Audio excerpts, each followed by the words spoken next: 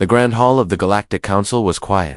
Hundreds of alien leaders sat in a circle, eyes focused on one figure standing alone in the center. It was Earth's ambassador, a human named Marcus Hale. He did not raise his voice. He didn't need to. The silence was louder than any words. "This will be our last meeting," Marcus said, his voice steady but cold. "We tried to help. We tried to warn, but you laughed. So now, we leave." Some council members chuckled softly, others whispered among themselves. A few looked worried, but most were glad. For years, the humans had been a strange part of the council, too emotional, too curious, always asking questions, always interfering. Now, finally, they were stepping away.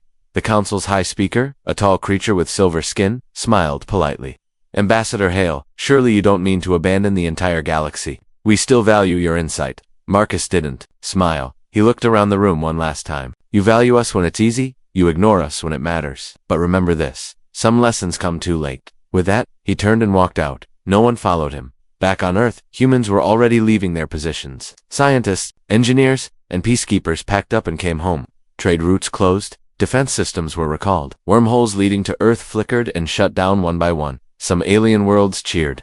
Finally, they said, no more human interference. But not all celebrated. On a small moon in the Voxtari sector, an old alien general watched the council broadcast and turned off the screen without a word. He had fought beside humans in the last border war. He knew what they could do. And more importantly, he knew what they might become. He whispered to himself, "You don't push humans out, you push them forward." And in that quiet moment, a seed of regret was planted. But by the time the galaxy understood the price, Earth would be gone. Asterisk, the wormholes to Earth began to fade like distant stars. One by one, systems blinked off, ships disappeared from the network, and communication channels once full of human voices turned silent. At first, no one truly noticed. There had been so many meetings, so many warnings, that the final one felt like just another moment in the long history of council politics, but Earth had meant it. Within days, human trade ships stopped arriving. No more medical supplies, no more advanced sensors, no more rare materials from Earth's private mining systems. The market stumbled. Some council members thought it was temporary. "They'll be back," they said. "They always come back." But humanity didn't return. That embassies in every star system were emptied. The buildings remained, but the people were gone.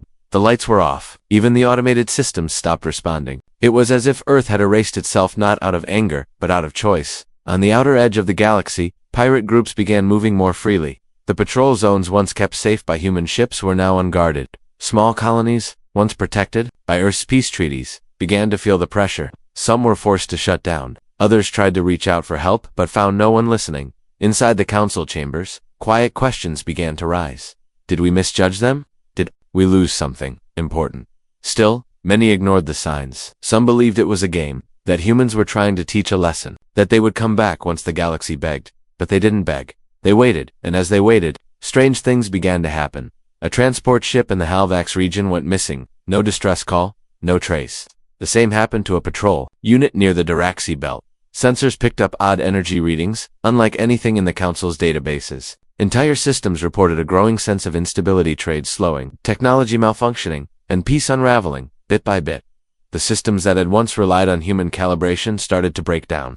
Earth's engineers had upgraded much of the Council's deep system controls, but now there was no one to maintain them. Errors grew, minor ones at first but, then more serious. In one star system, artificial gravity systems shut down without warning. In another, the food supply chain collapsed when routing AI froze in place, and still, Earth said nothing, not a single message.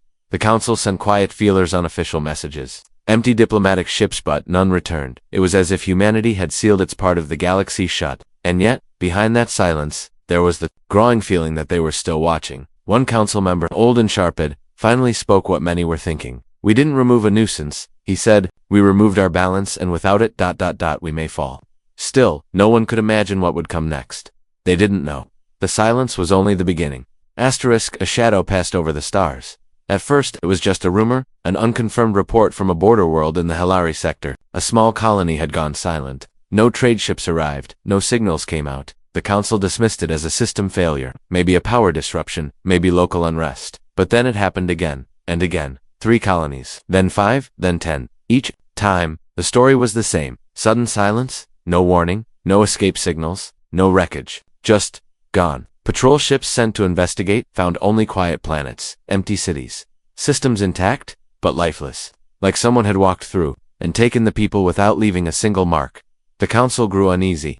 Their sensors? showed no signs of attack, no weapons fire, no explosions, just a spreading absence and invisible presence moving from world to world. A special session of the council was called. No humans sat at the table anymore. Their chairs remained empty, untouched since the day Earth had left. The emptiness now felt heavier. "We are under threat," one member said. "From who?" asked another. "No species claims responsibility. No one boasts of this." One elder leaned forward. "Perhaps that is the point." Panic began to grow quietly at first. Old rivalries returned. Planets that had once trusted each other began to shut their gates. Trade slowed even more. Accusations were whispered. Fingers were pointed. And then something even stranger happened. A massive ship appeared near the outer system of Brindax 4. It was not in the Council's registry. It matched no known design. Smooth, silent, glowing with quiet energy. The defense systems didn't even react to its arrival.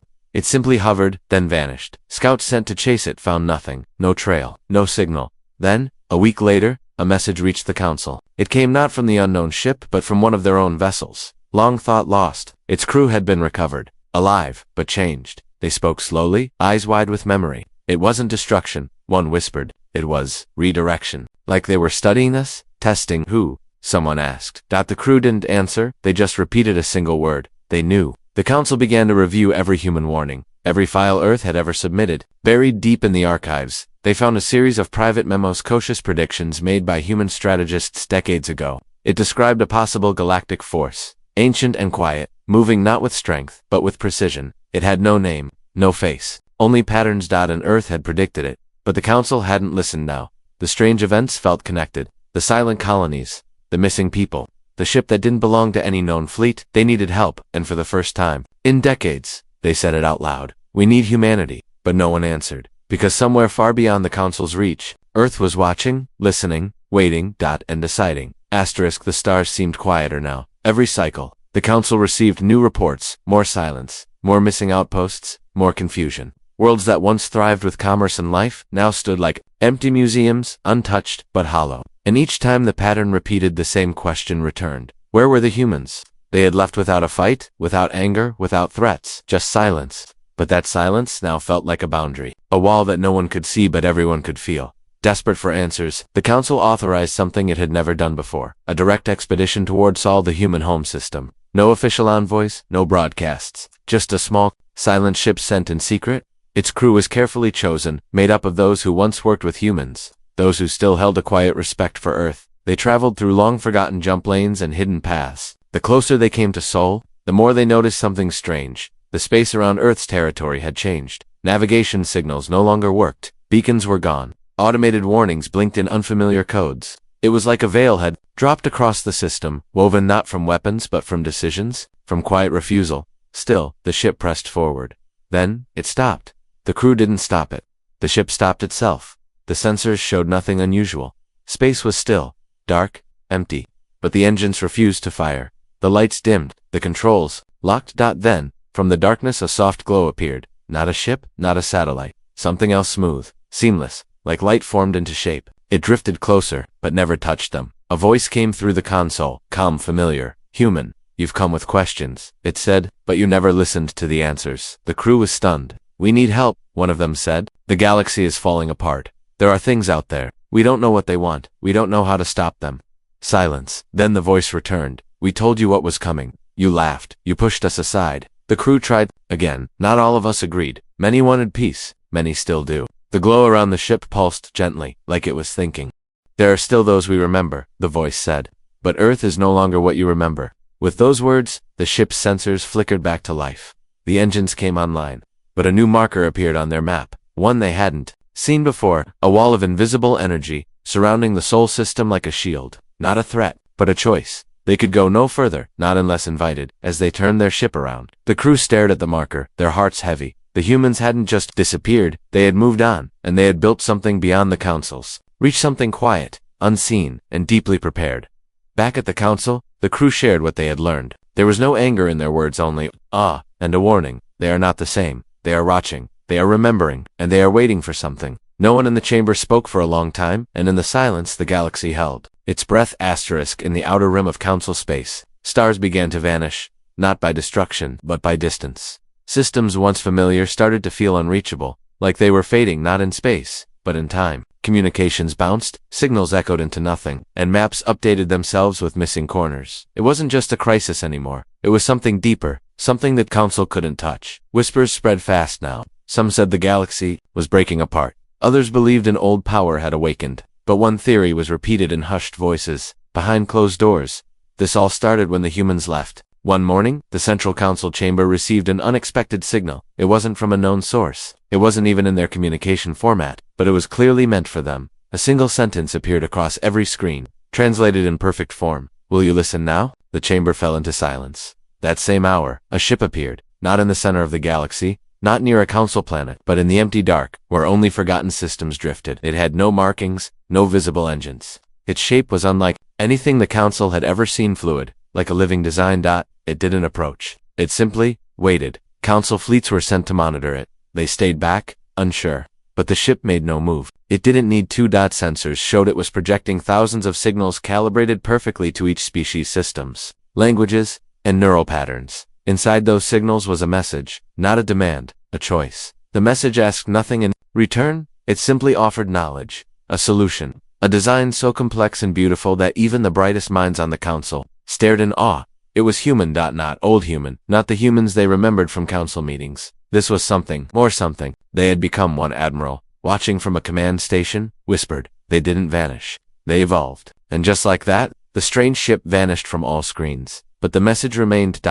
In the following days, the council tried to respond. They sent transmissions, carefully written, respectful, even apologetic. No reply came. Then a second ship appeared closer this time, smaller, sleek, and unlike before. It didn't wait. It approached a system under threat, one that had suffered weeks of mysterious breakdowns and fear. Without speaking, the ship acted. It moved through orbit like wind. Systems began to restore themselves. Power grids flickered back on. Gravity fields stabilized. Even the atmosphere, once damaged by old tech, began to return to balance. The ship never landed, and when it left behind one message burned softly into the clouds. We remember everything. At council headquarters, the message caused a wave of emotion, fear, hope, regret. The council now understood. They hadn't just lost a member, they had turned away. The one species that might have saved them, and Earth had never stopped watching it, had only been waiting for the moment the galaxy would finally see the truth for itself. The final sign came without sound. No ships, no broadcasts, no sudden lights, just a shift.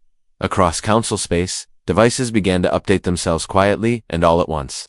Screens displayed new symbols, soft pulses of color flowing across panels like flowing water.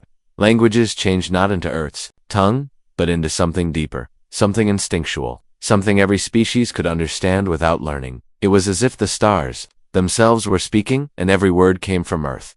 On the council homeworld, panic met awe. Specialists worked around the clock trying to decode the transmissions, but they quickly realized they didn't need to.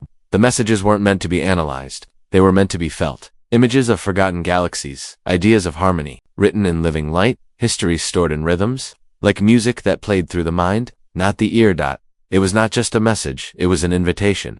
But not everyone could receive it. Only systems that had once accepted Earth's guidance could fully interpret the new signals. Those that had rejected humanity now faced only silence, blank screens, corrupted files, fading light. The difference was clear. Some had listened, some had learned, and some had lost that chance. Far beyond, near the Sol system, hidden behind the protective field of energy, something new was taking shape. Not a ship, not a weapon, something alive. A structure that shimmered like a nebula, breathing with the stars, responding to thoughts and curiosity. The old Earth was not destroyed, but reborn. Humanity had built something more than a civilization. They had built a future, and they were no longer alone. Around them floated beings not seen before, creatures of light, data, and memory. Some born from Earth's AI, others possibly awakened by human thought itself. They were not rulers, they were not servants, they were partners in what Earth had become. The Council, finally unified in humility, sent a message. This time it was not proud. It was not official, it was honest. We ask not for power, we ask to learn. A reply came days later, a simple signal. A star near the Council's edge lit up, brighter than ever before. A new route had opened, a safe path, a single line across the galaxy, leading to Sol. Not all were invited, but those who had listened, who had remembered the kindness and warnings of humanity, would be allowed to follow, not as rulers, not as guests, but as students. And as the first ships stepped into that path, the galaxy watched. Because now, everyone understood. Humanity had not returned, they had moved beyond, and in doing so, they had left the greatest lesson the stars had ever known, not in words, but in patience.